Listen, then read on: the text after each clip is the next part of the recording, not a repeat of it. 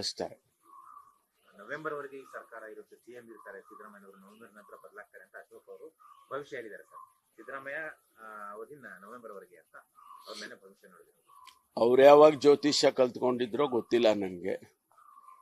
ಆದ್ರೆ ಅಂತ ಯಾವುದೇ ಬೆಳವಣಿಗೆ ಇಲ್ಲ. ಮುಖ್ಯಮಂತ್ರಿಗಳು 5 ವರ್ಷವೂ ಕೂಡ ಅವರೇ ಇರ್ತಾರೆ ಅಂತ ಹೇಳಿ ನಾವೆಲ್ಲ ಅಂದ್ಕೊಂಡಿದ್ದೇವೆ. ಅವರನ್ನು ಆಯ್ಕೆ ಮಾಡಿದಾಗ ಸಮಯ ನಿಗದಿ ಮಾಡಲಿಲ್ಲ. ನಾವೆಲ್ಲ ಅವರಿಗೆ ಆಯ್ಕೆ ಮಾಡಿದ್ರು, CLPಯಲ್ಲಿ ಆಯ್ಕೆ ಆಯಿತು, ಮತ ಹಾಕಿದ್ರು. ಆ ಸಂದರ್ಭದಲ್ಲಿ ಅವರನ್ನ ಆಯ್ಕೆ ಮಾಡಿದ ಮೇಲೆ ಅವರನ್ನ CLP ನಾಯಕರು ಅಂತ ಘೋಷಣೆ ಮಾಡಿದ್ರು. ಅದು ವಿತ್ ದಿ ಹೈಕಮಾಂಡ್ಸ್ ನಾಲೆಡ್ಜ್ ಅವರೇ ಮಾಡಿದ್ದು.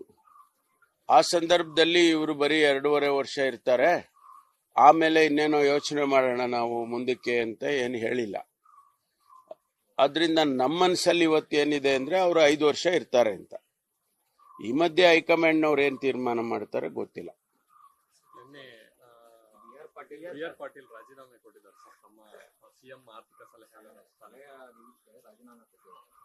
ಯಾತಕ್ಕೆ ಕೊಟ್ಟಿದ್ದಾರೆ ಗೊತ್ತಿಲ್ಲ. ಅವರು ಕೊಟ್ಟಿದ್ದಾರೆ ಅಂತ ಗೊತ್ತು. ಯಾವ ಕಾರಣಕ್ಕೆ ಕೊಟ್ಟಿದ್ದಾರೆ ಅನ್ನೋದು ಅವರು ಏನು ಹೇಳಿಲ್ಲ, ನಮಗೆ ಗೊತ್ತಿಲ್ಲ.